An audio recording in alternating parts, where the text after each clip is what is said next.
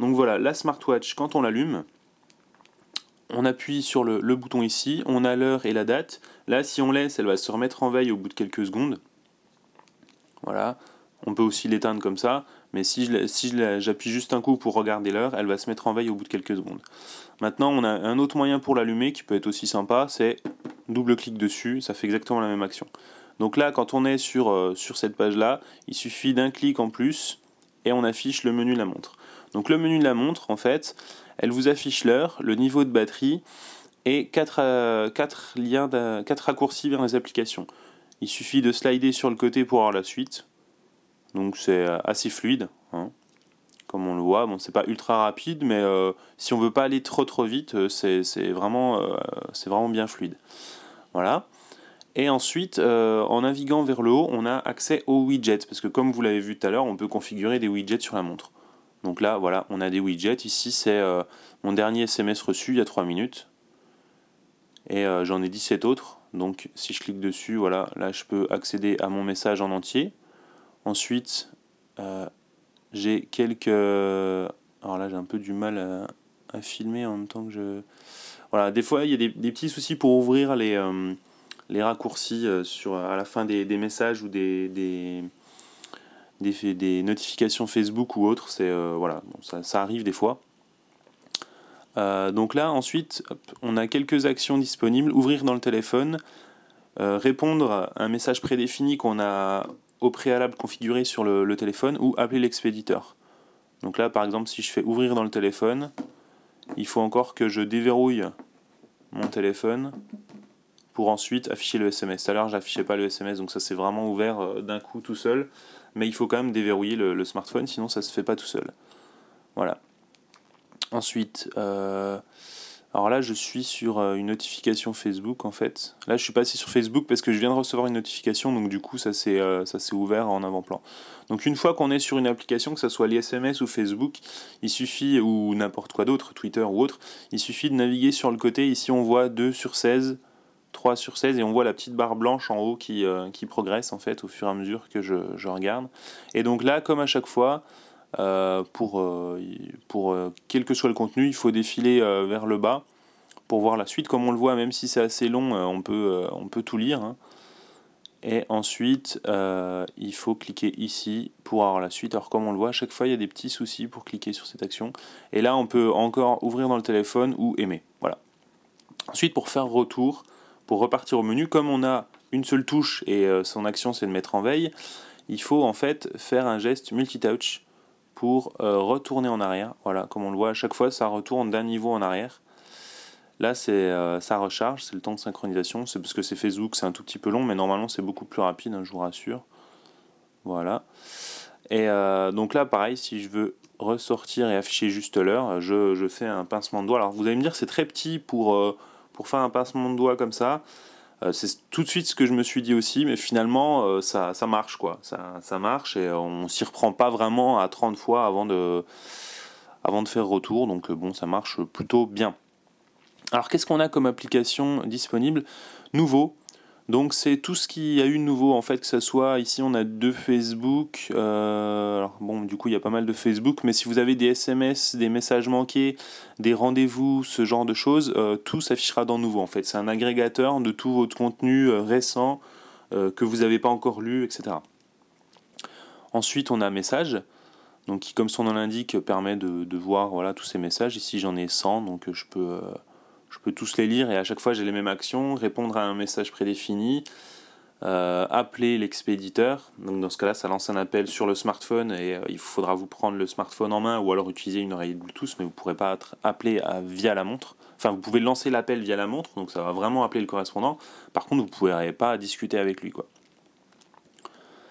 Donc voilà, message, Twitter, donc je vous ai pas encore montré, donc là idem. Ah oui, alors j'ai pas configuré sur le téléphone, voilà, mais bon, c'est en gros exactement la même chose que Facebook, hein. On a quelques lignes et des actions de base comme retweeter ou répondre à un tweet prédéfini, donc c'est vraiment la même chose. Voilà, alors là on a des petits soucis de synchro, ouais, voilà.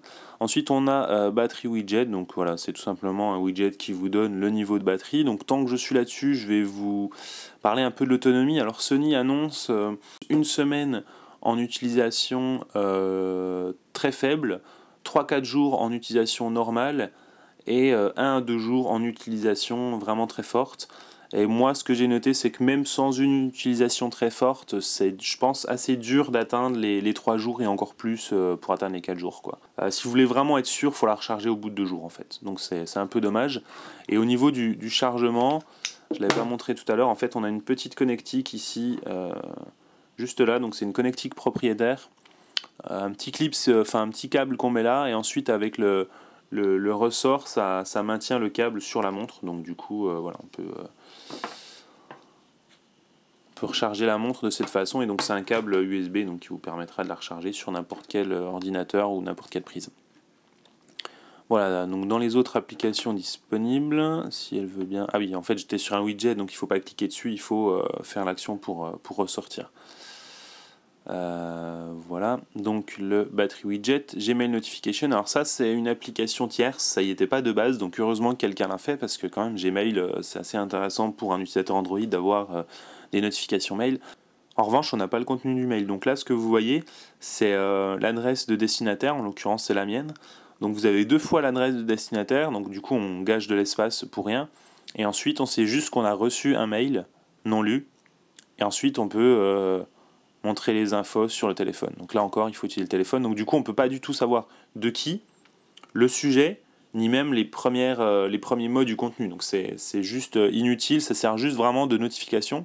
Et du coup, pour toutes les notifications, on voit la même chose, puisque on ne peut pas configurer grand-chose à ce niveau-là. Donc là, je suis à peu près persuadé que ça va venir, qu'on aura une meilleure application disponible, c'est certain. Pour l'instant, c'est pas le cas, et c'est dommage que Sony n'en ait pas fait, quoi.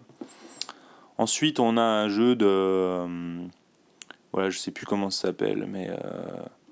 bon, je pense que tout le monde connaît, donc c'est pas forcément très utile sur une montre, mais bon, au moins on pourra dire qu'on a une montre, qu'on a un jeu sur la montre. Là ensuite, c'est si vous avez perdu votre smartphone, vous pouvez le faire sonner. Bon, sachant que voilà, téléphone détecté. Donc c'est immédiat, hein, comme vous le voyez, mais bon, sachant que la montre fonctionne en Bluetooth avec le smartphone, donc elle doit forcément être à moins de 10 mètres pour marcher. Donc c'est vraiment pour ceux qui l'ont perdu dans un petit espace, quoi. V-Finder, c'est plutôt sympa, c'est une application qui vous permet en fait de lancer la caméra du smartphone en toute discrétion, hein, puisque le smartphone reste éteint. Et du coup, ça affiche un peu en live ce que vous filmez. Donc là, en l'occurrence, voilà, si je filme peut-être la montre. Alors la qualité est assez mauvaise, c'est pas rafraîchi très souvent. Là, on voit un peu mal ce que c'est, mais... voilà, bon, c'est vraiment un peu du gadget pour espionner quelqu'un, quoi. Ensuite, on a accès au répertoire, aux appels manqués, donc à Facebook, comme je l'ai dit. Donc là, voilà, c'est en fait une succession d'écrans avec un statut pour chaque écran. Le calendrier, le lecteur de musique, qu'on peut malheureusement pas paramétrer avec tous les lecteurs. Non, il y a une option pour choisir quel lecteur on veut que ça actionne, mais on peut pas lancer par exemple Spotify. Donc ça, c'est un peu dommage. Voilà, donc là en fait on a les commandes. Alors du coup j'ai pas de musique lancée parce que j'utilise Spotify en fait, et comme on peut pas le paramétrer avec, du coup j'ai pas paramétré le lecteur, mais j'avais testé quand même à un moment donné, ça fonctionne bien. Et ensuite la météo. Voilà, donc là encore tout ce qu'il y a de plus courant comme petit widget avec l'affichage de plusieurs jours.